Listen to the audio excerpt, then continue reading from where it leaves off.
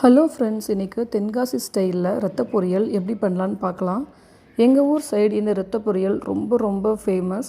உங்களுக்கு iron deficiency இருக்குது அப்படின்னா இதை நீங்கள் கண்டினியூஸாக சேர்த்துட்டு இருந்தீங்கன்னா நல்ல ஒரு சேஞ்ச் பார்க்க முடியும்.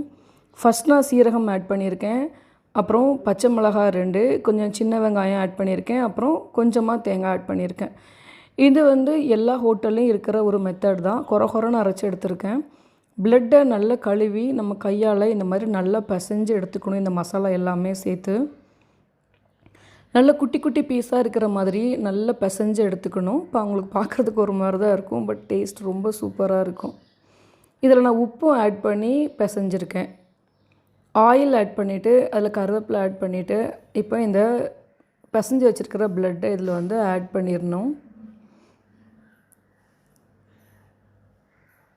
நான் கல்லுப்பு ஆட் பண்ணியிருக்கேன் தேவையான அளவு. நல்லா மிக்ஸ் பண்ணிவிட்டு ஒரு மூடி போட்டு ஒரு 5 நிமிஷம் வேக விட்டுறலாம். அப்பப்போ கலர் விட்டுட்டோ இருந்தோன்னா நல்லா வெந்து வந்துடும். கலர் இந்த ரெட் கலரில் இருந்து சேஞ்ச் ஆகிட்டு ஒரு மாதிரி பிளாக்கிஷ் ப்ரௌன் கலரில் ஆயிரும்.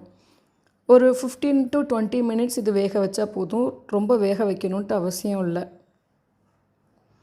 இப்போ எல்லா மசாலாவும் மிக்ஸ் ஆகிற மாதிரி பரட்டி விட்டுட்டு கொதிக்க ஆரம்பித்த உடனே நல்லா ஒரு மூடி போட்டு சிம்மில் வச்சுட்டு வேக விட்டுற வேண்டியது தான்.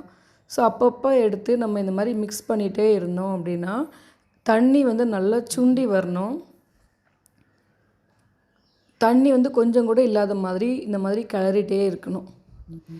நிறைய பேர் நிறைய மெத்தட் ஃபாலோ பண்ணுவாங்க. மோஸ்ட்லி இது ஹோட்டலில் இருக்கிற ஒரு மெத்தட். ஹோட்டலில் நீங்கள் ரத்த பொரியல் கேட்டிங்க அப்படின்னா இந்த மெத்தட் தான் இருக்குது. இதில் நெய் பருப்புக்கு பண்ணுற இன்னொரு மெத்தட் இருக்குது. அதை நான் இன்னொரு வாட்டி உங்களுக்கு அப்லோட் பண்ணுறேன். இதுவே ரொம்ப டேஸ்ட்டாக இருக்கும், ரொம்ப லைட்டாக இருக்கும். ஆயில் நான் நிறைய ஆட் பண்ணல.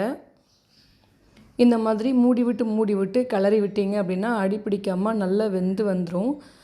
இது நீங்கள் ரசத்துக்கூட ஆட் பண்ணிக்கலாம், ரைஸோடு ஆட் பண்ணிக்கலாம்.